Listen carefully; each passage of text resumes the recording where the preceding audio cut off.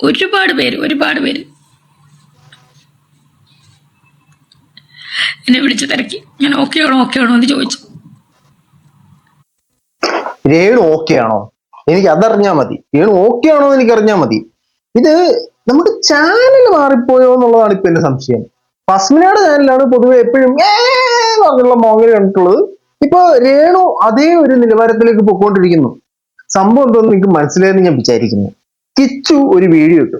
കിച്ചു ഇട്ട വീഡിയോനകത്ത് രേണുവിനെ പലയിടങ്ങളിലായി പരാമർശിച്ചു. രേണുവിന്റെ പാരന്റിങ് വളരെ മോശമാണെന്ന് ജനങ്ങൾക്ക് മനസ്സിലാകുന്ന രീതിയിലുള്ള സാധനം പടച്ചു വിട്ടു. അതിന് രേണു റിയാക്ട് ചെയ്തൊരു വീഡിയോ ഇട്ടു. റിയാക്ട് ചെയ്തെന്ന് പറഞ്ഞാൽ ഭയങ്കര കരച്ചില്. പക്ഷെ അതിനകത്തൊന്നും ഈ വിഷയം പരാമർശിച്ചിട്ടില്ല. അങ്ങനെ രേണു രണ്ടാമത്തെ കണ്ടന്റ് ഇട്ടു. അതിലും പ്രധാന ഐറ്റം കരച്ചിൽ തന്നെയാണ്. കരച്ചിലിന്റെ കൂടെ ഈ വിഷയങ്ങളെ കുറിച്ച് സംസാരിക്കുന്നുണ്ട്. നമ്മളെ കിച്ചുമായിട്ട് ബന്ധപ്പെട്ട വിഷയങ്ങളെ കുറിച്ച് സംസാരിക്കുന്നുണ്ട്. ഓക്കെ, നമുക്കപ്പൊ ആദ്യം രേണു കരയുന്നത് കാണാം. ഈ രേണുവിന്റെ ഡെഡിക്കേഷൻ നിങ്ങൾക്ക് അറിയണം. ഇവിടെ കരയുന്നു. മറ്റേ ആ ചിറകൊടിഞ്ഞ കിനാവുകൾ എന്ന് പറഞ്ഞ് നമ്മുടെ ശ്രീനിവാസൻ അവതരിപ്പിക്കുന്ന ഒരു കഥ.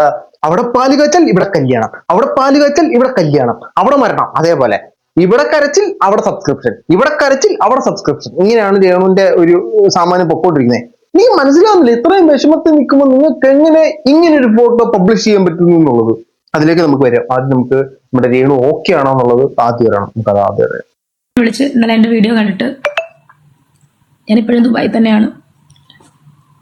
ഇത് പുട്ടിന് പേര് ഇടുന്ന പോലെ എല്ലാ ദിവസവും ഞാൻ ദുബായി തന്നെയാണെന്ന് എല്ലാ വീഡിയോയിലും പറയുന്നത് എന്താണ്? നമുക്ക് മനസ്സിലായി രേണു ദുബായിലാണ്. 2-ാം തീയതി വരെ ചെമ്പരുത്തി ചെമ്പഴുക്ക് എന്ത് റെസ്റ്റോറന്റ് പേര്, അവരുടെ പ്രൊമോഷൻ ഉണ്ട്. അത് കഴിഞ്ഞിട്ടേ കേരളത്തിലോട്ട് വരത്തുള്ളൂ. നമുക്കറിയാം ഒരു തവണ ഒരു കാര്യം പറഞ്ഞ് മനസ്സിലാക്കാനുള്ള ബുദ്ധിയും ബോധവും വിവരവും ഒക്കെ നമുക്കുണ്ട്. മനസ്സിലായി. നീ അത് ആവർത്തിക്കരുത് എന്നെ അഭ്യർത്ഥനയാണ്. ബാക്കി പറ രേണു. ഒരുപാട് നല്ല ആൾക്കാരെന്നെ വിളിച്ച് ഞാൻ ഓക്കെ ആണോ എന്ന് ചോദിച്ചാൽ ഞാൻ ഓക്കെയാണ്. ഞാനിങ്ങനെ ചിന്തിച്ച് ഈ പ്രശ്നങ്ങൾക്കെല്ലാം മൂലകാരണം എന്താണെന്ന്. അറിയാൻ പാടില്ലല്ലേ? പ്രശ്നങ്ങളെ മൂലകാരണം അറിയത്തില്ല.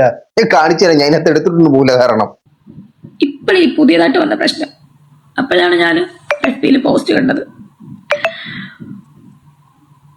നിരവധി പെണ്ണുങ്ങളെയും ആണുങ്ങളെയും തകർക്കുന്ന ഒരു സ്ത്രീ, പ്രത്യേകിച്ച് എന്നെ കരുവാക്കിക്കൊണ്ട് എന്നെ ടാർഗറ്റ് ചെയ്യുന്ന ഒരു സ്ത്രീ, അവരുടെ പോസ്റ്റാണ് കണ്ടത്.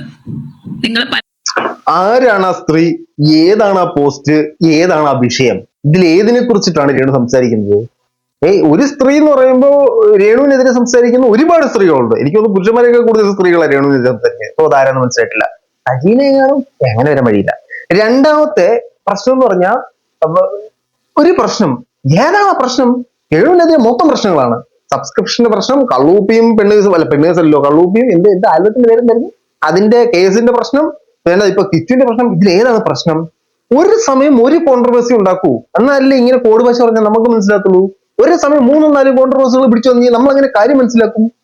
ഇതിപ്പോ കിച്ചുവിന്റെ വിഷയമാണ് നമുക്ക് അനുമാനിക്കാം, അല്ലാതെ വേറെ അങ്ങനെ കരയാൻ വഴിയില്ല. കണ്ടു കാണും. അത് കണ്ടപ്പോ എനിക്ക് ഏകദേശമൊക്കെ മനസ്സിലായി. മാനിപ്പുലേറ്റിങ്ങും അതുപോലെ ഒന്നും പറയാനില്ല. എന്റെ ഇടയ്ക്ക് ആരണ്ടൊക്കെ മെസ്സേജ് രേണു ഓക്കെ ആണെന്ന് ചോദിക്കുന്നുണ്ട് കേട്ടോ. കുട്ടു എന്ന് പറയുന്ന മെസ്സേജസ് ഒക്കെ വരുന്നുണ്ട്. ഇതിൽ രേണു ഓക്കെ ആവുക. രേണുവിന്റെ ഈ കരച്ചിൽ ആത്മാർത്ഥമായിട്ടാണെന്നുണ്ടെങ്കിൽ, സാധ്യതയൊന്നും ഞാൻ കാണുന്നില്ല, ആണെന്നുണ്ടെങ്കിൽ എത്രയും പെട്ടെന്ന് റിക്കവർ ആയി വരിക. അപ്പൊ കിച്ചുവിന്റെ ഭാഗത്ത് നിന്ന് ഇങ്ങനൊരു എതിർപ്പ് വന്ന സ്ഥിതിക്ക് കിച്ചുവിനെ വിളിച്ച് സംസാരിക്കണ്ടേ? മോനെ എന്താണ് പ്രശ്നം എന്ന് ചോദിക്കണ്ടേ? ചോദിച്ചായിരുന്നോ? ചോദിക്കാൻ പറ്റത്തില്ല. രേണു പണ്ടേ താഴത്തില്ലല്ലോ. എനിക്ക് ആരോടും ഒരു പിണക്കോ പരിഭവങ്ങളോ ഒന്നുമില്ല. എല്ലാം ഒന്നും പറഞ്ഞിട്ടില്ല. എനിക്ക് പറയാൻ തുടങ്ങിക്കഴിഞ്ഞാൽ ഇതിവിടെ അങ്ങ് തീരത്തില്ല. തീർക്കരുത്. ഈ കോൺട്രവേഴ്സി തീർന്നിട്ട് വേണം രേണുവിന് പറയാനുള്ളത് പറയാൻ. അപ്പൊ വീണ്ടും നമുക്ക് സോഷ്യൽ മീഡിയ കത്തിക്കാം. നെഗറ്റീവുകൾ കൂമ്പാരമാകട്ടെ. പണ്ടൊരു സമയത്ത് ഞാൻ ഇടയ്ക്ക് പറഞ്ഞിട്ടുണ്ടായിരുന്നു, നമ്മുടെ പ്രശ്നേഷ്, ഇവൻ ഇതേപോലെ നെഗറ്റീവ് ഭയങ്കരമായിട്ട് എൻജോയ് ചെയ്തുകൊണ്ടിരുന്ന ഒരാളാണ്. ആളുടെ ഇപ്പോഴത്തെ നിലവാരം അതീവ പരിതാപകരമാണ്. മറ്റാരുടെങ്കിലും സഹായം വരെ ചോദിച്ച് പുള്ളിക്കാരൻ രംഗത്തെത്തി.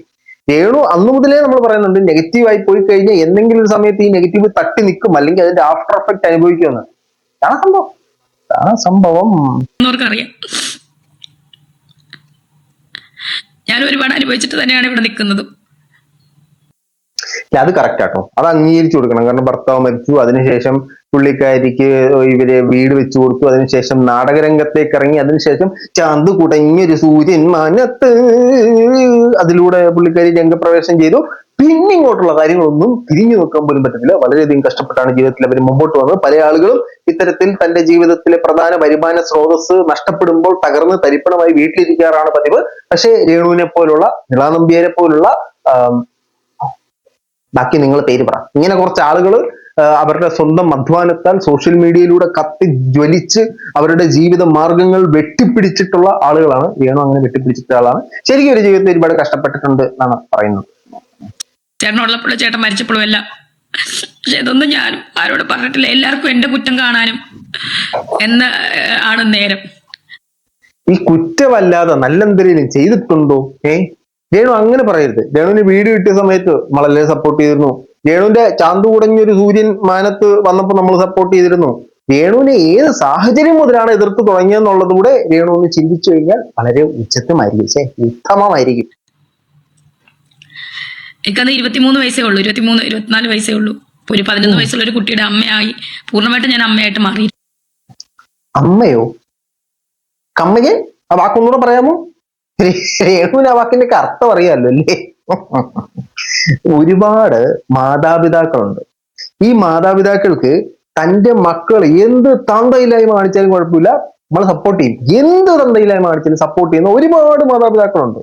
ഈ രേണുവിന്റെ അച്ഛനോടും അമ്മയോടും ഞാൻ ചോദിക്കുന്നില്ല, ഞാൻ ചോദിച്ചാൽ ചിലപ്പോൾ കൂടിപ്പോകും. ബാക്കി പറ. മാറിയിട്ടാണ് ഞാൻ സ്വീകരിച്ചവരെ. അതാരും ഓർക്കുന്നില്ല. ഇന്നീ നിമിഷം വരെ എന്റെ കൈ കൊണ്ട് ഞാൻ ഉപദ്രവിച്ചിട്ടില്ല. വേണ്ടല്ലോ, നാക്ക് കൊണ്ട് ചെയ്യുന്നത് പോരെ ഇനി കൈ കൊണ്ടുകൂടെ പാവത്തിനെടുത്തിട്ട് ഉപദ്രവിക്ക്. ഇത്രയും പണി നിങ്ങൾ തലച്ചോറ് ഉപയോഗിച്ച് നാക്ക് വെച്ച് കൊടുത്തത് പോരാ. മോനെ വന്നിട്ട് ടാറ്റു അടിക്കാം കേട്ടോ. ഞാൻ വരാം കേട്ടോ, അതിലേക്ക് ഞാൻ വരാം. അങ്ങനെ ഉപദ്രവിച്ചവരും ഉണ്ട്. ഇതിനകത്ത് വന്ന ആൾക്കാരിൽ ഉപദ്രവിച്ചവരും ഉണ്ട്. ആ കുട്ടിയെ കഥകൾ ഞാൻ കേട്ടിട്ടുണ്ട് ചേട്ടന്റെ വായിൽ തന്നെ. ഞാൻ ഇന്ന് വരെ അങ്ങനൊന്നും ചെയ്തിട്ടില്ല. പിന്നെ എന്താണ് എന്നെ കുറ്റപ്പെടുത്തി എനിക്കറിയില്ല. രേണുവിന് അറിയില്ല എന്താണ് രേണുവിനെ കുറ്റപ്പെടുത്തുന്നത്, രേണുവിന് അറിയില്ല. ബാക്കിയും കൂടെ പറഞ്ഞിട്ട് ഞാൻ എന്റെ കറക്റ്റ് സ്റ്റേറ്റ്മെന്റ് പറഞ്ഞുതരാം കേട്ടോ. അതിനുള്ള പരിപാടി രേണുവിനെ ഒപ്പിച്ചിട്ടുണ്ട്, അതുകൂടെ നമുക്ക് കേട്ടിട്ട് പറയാം. അപ്പം FB-ൽ ആ പോസ്റ്റ് കണ്ടപ്പോ, ആ ഫോട്ടോ കണ്ടപ്പോ എനിക്ക് മനസ്സിലായി ആരാണ് എവിടെയാണ് പ്രശ്നം ഉണ്ടാക്കിയെന്ന്, മാനിപ്പുലേറ്റ് ചെയ്യിപ്പിച്ചെന്ന്. എന്നെ ഇപ്പോഴും സ്നേഹിക്കുന്ന ഒരുപാട് നല്ല ആളുകളുണ്ടെന്ന് അറിഞ്ഞതിൽ എനിക്ക് ഒരുപാട് സന്തോഷം. എന്റെ ലൈഫിൽ ഒരു പ്രശ്നം ഇതുവരെ ഉണ്ടായിട്ടില്ല. അതായത് കുറച്ച് മുമ്പല്ലേ പറഞ്ഞു എന്റെ ജീവിതത്തിൽ മൊത്തം പ്രശ്നങ്ങളായിരുന്നു, ഞാൻ കഷ്ടപ്പെട്ട് ദുരിതം അനുഭവിച്ച് കല്ലും മുള്ളും കാലിക്ക് മെത്തയായിട്ട് കയറി വന്നതെന്ന്. ഇപ്പൊ പറയുന്നത് എന്റെ ജീവിതത്തിൽ ഒരു പ്രശ്നം ഉണ്ടായിട്ടില്ല. എന്തായത് ഈ പ്രശ്നം നിങ്ങൾ പ്രശ്നത്തിനാണോ എന്നറിയാവുന്നവരുമായിട്ട് ഞാൻ ഒരു പ്രശ്നം ഉണ്ടാക്കിയിട്ടില്ല. മിനിഞ്ഞാന്ന് വരെയും ഞാൻ പതിവ് പോലെ എന്നെ കോണ്ടാക്ട് ചെയ്യുകയും ആവശ്യമുള്ളത് ഞാൻ കൊടുക്കുകയൊക്കെ ചെയ്തിട്ട് ഇതാണ് രേണു പ്രശ്നം. രേണു മുമ്പ് ചോദിച്ചില്ല പ്രശ്നം എന്താണെന്ന് അറിയില്ല എന്ന്. തന്റെ മകനെ അല്ലെങ്കിൽ മകനായിട്ട് കാണുന്ന ആളെ അയാൾ കോണ്ടാക്ട് ചെയ്യുമ്പോൾ അയാൾക്ക് വേണ്ടുന്ന സാധനം കൊടുക്കലല്ല ഒരു അമ്മ. അയാൾക്ക് പൈസ വേണം, അമ്മ പോക്കറ്റ് മണി ഇത്ര രൂപ വേണം, അയാൾക്ക് കുറെ പൈസ കൊടുക്കലല്ല ഒരു അമ്മ എന്ന് പറയുന്നത്. അതല്ല ഒരു മാതൃത്വം. നിങ്ങൾ കണ്ട അമ്മ എങ്ങനെയാണെന്ന് എനിക്ക് അറിയാൻ പാടില്ല. അങ്ങനല്ല ഒരു അമ്മ. അവന് ആവശ്യം വേണ്ടപ്പോ അവന്റെ കൂടെ നിൽക്കണം, അവന് സപ്പോർട്ട് വേണ്ടപ്പോ അവന്റെ കൂടെ നിൽക്കണം, അവനെ തിരുത്തേണ്ടപ്പോ തിരുത്തണം, അവൻ തെറ്റായ മാർഗങ്ങളിലൂടെ പോയി കഴിഞ്ഞാൽ ശരിയായ മാർഗങ്ങളിലേക്ക് അവനെ നയിക്കണം. ഇങ്ങനെ ഒരുപാട് കടമകൾ ഒരു അമ്മയ്ക്കുണ്ട്. ഒരു അമ്മയുടെ വാത്സല്യം, സ്നേഹം എല്ലാം ഈ പയ്യൻ അറിയണം. ഇതൊക്കെ കൊടുത്തിട്ടുണ്ടായിരുന്നോ? അല്ലാതെ അവൻ എന്നെ വിളിച്ച് പൈസ ചോദിച്ചു, ഞാൻ കുറെ പൈസ കൊടുത്തു, അതല്ല സ്നേഹം. അത് നിങ്ങൾ അത് മനസ്സിലാക്കുക. ഇപ്പോ ചില ഭാര്യ ഭർത്താക്കന്മാരുണ്ട്, ഭർത്താവ് ഗൾഫിലാ, ഭാര്യ നാട്ടിലാ. ഈ ഭർത്താവിന്റെ വിചാരം എന്താ? മാസാമാസം ചെലവിനുള്ള പൈസ അയച്ചു കൊടുത്തല്ലോ, പിന്നെന്ത് വേണം ഇനി അവർക്ക്? അപ്പോഴും സ്നേഹവും കെയറെന്നും പറഞ്ഞ സാധനങ്ങളൊക്കെ ഉണ്ട്, അതൊക്കെ കൊടുക്കുക.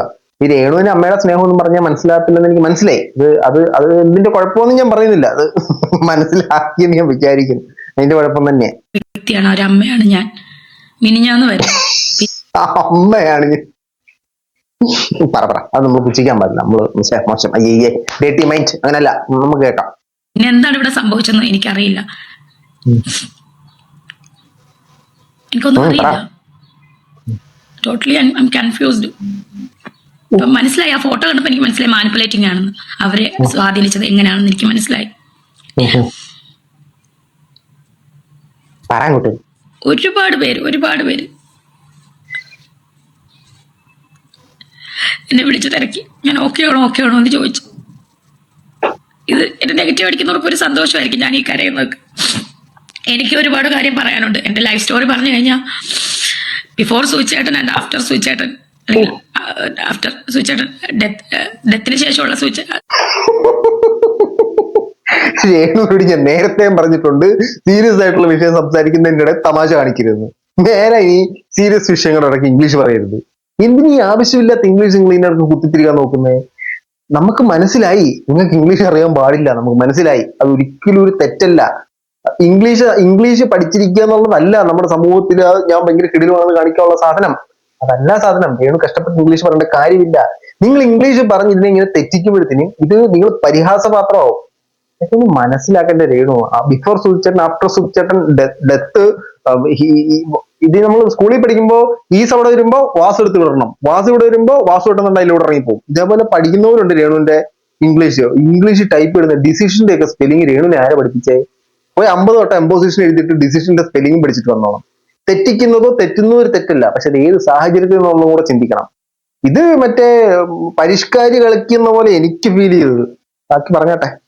ഒരു ജീവിതവും എന്റെ ജീവിതവും അതിന് മുന്നുള്ള ജീവിതവും എനിക്കും പറയാനുണ്ടെങ്കിൽ അത് പറഞ്ഞു കഴിഞ്ഞാൽ ഇവിടെ അങ്ങ് തീരത്തില്ല. എന്നെ കൊണ്ട് അതൊന്നും പറയിപ്പിക്കരുത്.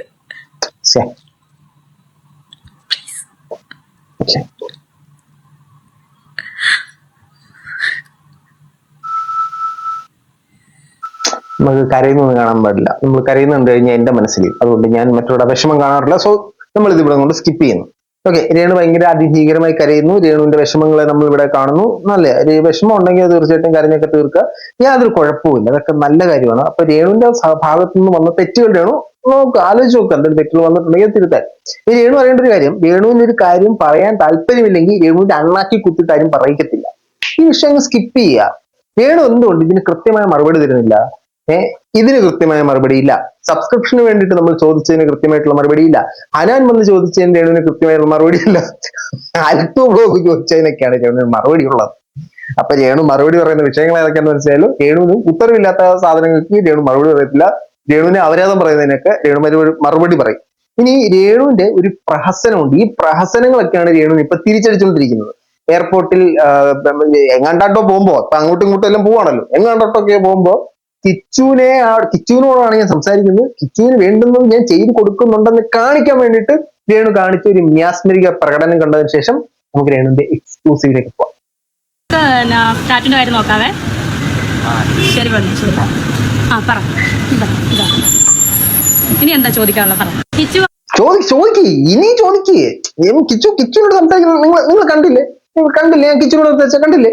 ഇനി ചോദിക്കുന്നോട് കഴിഞ്ഞു. ഇനി ചോദിക്കും. കിച്ചന് ഞാൻ ടാറ്റു അടിച്ചു കൊടുക്കുന്നത്. ഇമാതിരി പ്രഹസനങ്ങൾ കാണിച്ചതുകൊണ്ടാണ് ഇപ്പൊ നിങ്ങൾ ഇതിന് കരയേണ്ട ഒരു സാഹചര്യം വരുന്നത്. ആ കരച്ചിൽ ഒറിജിനൽ ആണെങ്കിൽ, ആ കരച്ചിൽ ഡ്യൂപ്ലിക്കേറ്റ് ആണെങ്കിൽ ഉണ്ടല്ലോ, this Oscar award goes to Renusuthi. Okay, ഇതിനകത്ത് രേണുവിന്റെ അതിഭീകര മനസ്സ് നിങ്ങളാരും കണ്ടില്ലെന്ന് വെക്കാൻ പാടില്ല. ഇത്രയും വിഷമം വന്നിരിക്കുമ്പോൾ രാവിലെ മുതൽ, അതായത് രേണു ഒരു 7-8 മണിക്കൂർ മുമ്പിട്ട് അന്നേരം മുതൽ കരഞ്ഞുകൊണ്ടിരിക്കുന്ന രേണു ഇതിന്റെ ഇടയ്ക്കും പലതരത്തിലുള്ള കൊളാബുകൾ അറ്റൻഡ് ചെയ്യാൻ പറഞ്ഞിട്ടില്ല. അത് പോട്ട് കൊളാബ് അറ്റൻഡ് ചെയ്യുന്നത് ചിലപ്പോ ഇത് കരീഷ്മ കരീഷ്മയാണ് മാനേജർ, കരീഷ്മ അറ്റൻഡ് ചെയ്തെന്ന് വെക്കാം. പക്ഷെ സബ്സ്ക്രിപ്ഷൻ്റെ അകത്ത് രേണു ഫോട്ടോ ഇടാൻ കാണിച്ചിട്ട് മനസ്സുണ്ടല്ലോ, എത്ര വിഷമിച്ചിരിക്കുകയാണെങ്കിലും കോമാളി കരയാൻ പാടില്ല എന്ന് പറഞ്ഞിട്ട് ജോക്കറിനകത്ത് ഒരു സാധനം ഉണ്ടല്ലോ, അതുപോലെ ഞാൻ എത്ര വിഷമിച്ചിരിക്കുകയാണെങ്കിലും എന്റെ സബ്സ്ക്രൈബേഴ്സിനുള്ള സാധനം ഞാൻ കൊടുക്കും എന്ന് ഉറക്കെ പ്രഖ്യാപിച്ചുകൊണ്ട് രേണുക ഇങ്ങനെ ഫോട്ടോ സബ്സ്ക്രിപ്ഷൻ വെച്ചാൻ വിട്ടു. നിങ്ങൾക്കൊക്കെ അറിയാം, ഞാൻ ഇപ്പോ കുറച്ച് നാളുകൊണ്ട് ഈ സബ്സ്ക്രിപ്ഷൻ ഫോട്ടോ ഒന്നും വരി പ്രഖ്യാപിക്കുന്നില്ല. ഇടുകയാണെങ്കിൽ തന്നെ ഞാൻ ബ്ലർ ചെയ്തിട്ടൊക്കെ ആയിരിക്കും ഇടുന്നത്. പക്ഷെ നിങ്ങൾ ഇത് റീച്ചിന് വേണ്ടി കാണിക്കുന്ന പരമ അപരാധമാണെന്ന് എനിക്ക് പൂർണ്ണ ബോധ്യമുള്ളത് കൊണ്ടാണ്. അപരാധമാണോ അവതാരമാണോ രണ്ട് കറക്റ്റാ. അതുകൊണ്ടാണ് ഈ സാധനം ഇപ്പൊ ഞാൻ എടുത്ത് ഇവിടെ കാണിച്ചുകൊണ്ടിരിക്കുന്നത്. ഇവരുടെ ഒരു ഇന്റർവ്യൂ ഇതിന്റെ ഇടയ്ക്ക് വന്നു. ഇവിടെ ചെമ്പരത്തി ബാർ റെസ്റ്റോറന്റ് ഉദ്ഘാടനം നിൽക്കുമ്പോഴത്തേനും ഒരു ഇന്റർവ്യൂ വന്നു. അതിനകത്ത് പറയുന്ന കുറച്ച് കാര്യങ്ങൾ നിങ്ങൾ കേൾക്കണോ? രേണുവിനെതിരെ ആരെങ്കിലും ഒരു ചാനൽ തുടങ്ങി 4 അപരാധം പറഞ്ഞ് അപ്പോഴേ അവർ കരിമേടിക്കാനുള്ള പണം കിട്ടും. ആരാ പറഞ്ഞേ? ചാനൽ തുടങ്ങുന്നവര് തന്നെ പറഞ്ഞേ. ബാക്കി കേട്ടോ. ഈ റീച്ച് വെറുതെ അവരിങ്ങോട്ട് പറയും, വെറുതെ ഒരാൾക്ക് റീച്ച് ആകണമെങ്കിൽ ഒന്നും നോക്കണ്ട, കണ്ണടച്ച് രേണുസുതി എന്നുള്ളൊരു ഹാഷ്ടാഗ് ഇടുക, 2 തള്ളക്ക് വിളി വിളിക്കുക, രേണുസുതി അങ്ങനെയാണ്, രേണുസുതി ഇങ്ങനെയാണെന്ന് പറയാം. റീച്ചാണ് അവിടെ. രേണു ആലോചിക്കേണ്ട ഒരു കാര്യം, അപ്പൊ അത്രയധികം ആളുകൾ രേണുവിനെ കുറ്റം പറയാൻ ആഗ്രഹിക്കുന്നു എന്നുള്ളതാണ്. അത്രയധികം ആളുകൾ നിങ്ങളെ വെറുക്കുന്നു എന്നുള്ളതാണ്. ഇതേ സമയം നിങ്ങളെ അതിഭീകരമായി സപ്പോർട്ട് ചെയ്യുന്ന ശ്രീധുവിന്റെയും സജീനയുടെയും ചാനൽ പോയി നോക്കൂ. നിങ്ങളെ സപ്പോർട്ട് ചെയ്യുന്ന, നിങ്ങളെ കാണിക്കുന്ന തോന്നിവാസത്തിനെ സപ്പോർട്ട് ചെയ്യുന്ന അവർക്ക് റീച്ച് ഇല്ല. സോ മെജോറിറ്റി ആളുകൾ നിങ്ങൾക്ക് എതിരാണ്. നിങ്ങൾ തന്നെ പറയുന്നുണ്ടല്ലോ ഞാനൊരു സെലിബ്രിറ്റിയാണ്. സെലിബ്രിറ്റി ആകുമ്പോൾ ഈ നാട്ടുകാർക്ക് ഇഷ്ടപ്പെടണം. ഇഷ്ടപ്പെടുത്താൻ പറ്റുമെന്ന് അറിയില്ല. ഇതിനകത്ത് ഈ ആങ്കറിനുണ്ടോ? Note this anchor your honour എന്ന് പറയാം. റീച്ചായി പിന്നെ അവർക്ക് തിരിഞ്ഞു നോക്കേണ്ട വരത്തില്ല, അവർക്ക് മാസം വരുമാനമായി. അതാണ് രേണുസുതിയെ കൊണ്ടുള്ള ഒരു ആദ്യ ഒരു ഗുണമാണ്. അതെ, രേണുവിന്റെ പേരിൽ എന്തെങ്കിലും ഒരു വിവാദം അവര് ക്രിയേറ്റ് ചെയ്യുന്നു, ഇല്ലാത്ത കഥകൾ. അതെ അതെ തീർച്ചയായും നമ്മള് ക്രിയേറ്റ് ചെയ്യുന്നോ? എന്റെ ആങ്കർ ചേട്ടാ ചോദിക്കുമ്പോ ഒരു ലേശം മനസാക്ഷി നിങ്ങൾക്ക് വേണ്ടേ? നിങ്ങളുടെ മുമ്പിലിരിക്കുന്നത് രേണുവാണ്. രേണുവിനെ കുറിച്ച് തന്നെയല്ലേ ചേട്ടൻ ചോദിക്കുന്നത്? നമ്മളല്ലേ ഈ കോൺട്രവേഴ്സി ഒന്നും ഉണ്ടാക്കുന്നേ? പുള്ളിക്കാരുടെ ചാനലിൽ തന്നെ കുറെ ഗോസിപ്പ് അടിച്ചിറക്കി വിടുന്നതാണ്. ഇത് നമ്മൾ ഉണ്ടാക്കുന്ന കോൺട്രവേഴ്സി ആണോ? ചേട്ടൻ ഒന്ന് പറഞ്ഞേ, നമ്മൾ അടിച്ചിറക്കിയ കോൺട്രവേഴ്സി ഒന്ന് പറഞ്ഞ്. പുള്ളിക്കാരി തന്നെ രാവിലെ ഒന്ന് കോൺട്രവേഴ്സി ഉണ്ടാക്കും, വൈകുന്നേരം വന്നിട്ട് അത് ഗോസിപ്പാന്ന് പറയും. പുള്ളിക്കാരിയുടെ മറ്റേ പട്ടാളക്കാരൻ കെട്ടിയ കാമുകൻ നമ്മൾ ഇറക്കിയ ഗോസിപ്പാണോ? പുള്ളിക്കാരിയുടെ കഴുത്തേലെ ഉള്ള കാമുകൻ നമ്മൾ ഇറക്കിയ ഗോസിപ്പാണോ? പുള്ളിക്കാരി മുസ്ലിം യുവാനെ കെട്ടാൻ പോകുന്നു നമ്മൾ ഇറക്കിയ കോൺട്രവേഴ്സി ആണോ? വെയിൽ സമയത്ത് പുള്ളിക്കാരുടെ വീട്ടിൽ മഴ ഒലിച്ചിറങ്ങുന്നത് നമ്മൾ ഉണ്ടാക്കിയ കോൺട്രവേഴ്സി ആണോ? ഇങ്ങനെ ഈ കഥകളിലൂടെ പേര് വരുമ്പോ സ്വാഭാവികമായും രേണുവിന്റെ ഫീലിങ്സ് എന്താ? നമ്മൾ മനുഷ്യരാണല്ലേ, അപ്പം നമുക്ക് ഫീലിങ്സും സങ്കടമാണെങ്കിലും സന്തോഷമാണെങ്കിലും നമുക്ക് എല്ലാ സമ്മിശ്ര വികാരങ്ങളുള്ള ഒരു മനുഷ്യജീവി തന്നെയാണ് രേണുസുതിയും ഞാനും. അപ്പം എന്നെ സംബന്ധിച്ച് സത്യം പറയട്ടെ, എനിക്ക് കുറച്ച് പേരുണ്ട് എൻ്റെ ഒപ്പം നിൽക്കുന്ന, എൻ്റെ വീട്ടുകാരുണ്ട്, എൻ്റെ ചേച്ചിയാണ്, പിന്നെ എനിക്കൊരു മാനേജറുണ്ട് കരീഷ്മ. ഓളെന്ന് വെച്ചാൽ എന്ത് വിഷമം. അതുപോലെ എനിക്ക് ഒരു ബ്രദറുണ്ട്, അതുപോലെ എനിക്ക് നല്ലൊരു തിക് ഫ്രണ്ടും ഉണ്ട്. അവന്റെ പേര് ഞാനിപ്പോ എന്തായാലും പറയുന്നില്ല. അടുത്ത കോൺട്രവേഴ്സി ആരാണ് ഫ്രണ്ട്? എടാ ഫ്രണ്ട്, നീ പെട്ട് അടുത്ത കോൺട്രവേഴ്സിക്ക്, അടുത്ത ഇതിന് നിന്നെ അറക്കാൻ വെച്ചേക്ക. നീ അടുത്ത കോൺട്രവേഴ്സി നീ തയ്ച്ചു വെച്ചോ. നീ പേര് പറയാത്ത ഫ്രണ്ട് പറ.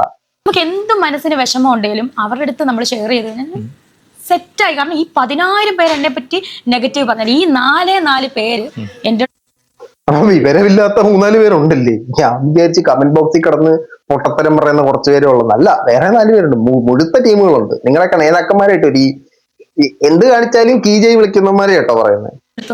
എടി ഒന്നുമില്ലടി, അല്ലെ അവരോടൊന്ന് സംസാരിച്ചു കഴിഞ്ഞാൽ ഈ ഫ്രസ്ട്രേഷൻ എന്റെ അലത്തില്ലാതാവും. അതാണ് എന്നെ ഇങ്ങനെ നിലനിർത്തുന്ന ഒരു ശക്തി.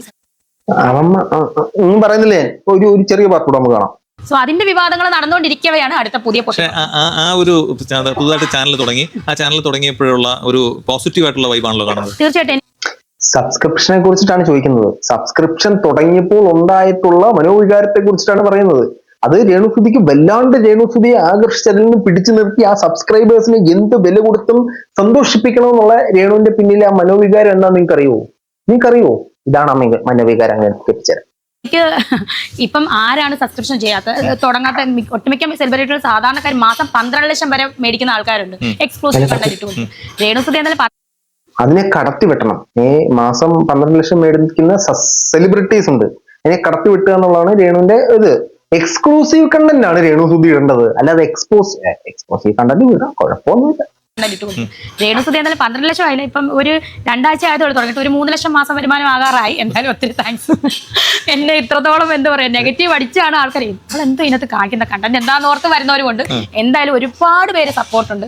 നമ്മളെല്ലാം ജീവിക്കുന്നതും നമ്മളൊരു ബിസിനസ് ചെയ്യുന്നതും നമ്മൾ ജീവിക്കുന്നതിന് പണത്തിനാണ്. മീൻസ് നമ്മൾ ജീവിക്കുന്നതിന് പണത്തിന് വേണ്ടിയിട്ടാണ്. ആ സാധനത്തിനോട് ഞാൻ 100% യോജിക്കുന്നു. പക്ഷെ പണം എങ്ങനെയാണ് ഉണ്ടാക്കുന്നത് എന്നൊരു ചോദ്യചിഹ്നമുണ്ട്. അതിലൂടെ ഒരു ചിന്ത വേണം. നമുക്ക് എങ്ങനെയെങ്കിലുമൊക്കെ പണം ഉണ്ടാക്കിയാൽ പോരാ. എന്ത് നാണം കെട്ട രീതിയിലും പണം ഉണ്ടാക്കി എന്താണ് ഉപയോഗിക്കാം, അത് മോശമല്ലേ? രേണു തന്നെ മനസാക്ഷി തൊട്ട് പറ. ഇതിനകത്ത് എനിക്ക് ഏറ്റവും കുറ്റം പറയാനുള്ളത് രേണുവിന്റെ പാരന്റ്സിനെയാണ്. എവിടെന്നേലും പൈസ കൊണ്ടുവന്നാൽ മതി, എന്നൊരു മൈൻഡ് സെറ്റ് ആണ്. എന്റെ പൊന്ന് തങ്കച്ചൻ ചേട്ടാ, നിങ്ങൾ കാണുന്നുണ്ട് ഈ പുള്ളിക്കാരി സബ്സ്ക്രിപ്ഷൻ എന്താ കാണിക്കുന്നുള്ളത്? നിങ്ങൾ അഭിമാനപൂരിതനാകുന്നുണ്ടല്ലോ ഇത് കണ്ടിട്ട്. അത് കേട്ടാ മതി. നല്ല പാരന്റിങ്. ഇതേ പാരന്റിങ് ആണ് പുള്ളിക്കാരി കുട്ടികളിലേക്ക് കൊടുക്കുന്നത്. ആ പാരന്റിങ്ങിന്റെ ബേൻകൊണ്ടാണ് കുട്ടി ഇപ്പോ തിരിച്ചു പറഞ്ഞിട്ടുള്ളത്. ആ പയ്യന് വിവരമുള്ളതുകൊണ്ട് അവൻ തിരിച്ചു പറഞ്ഞു.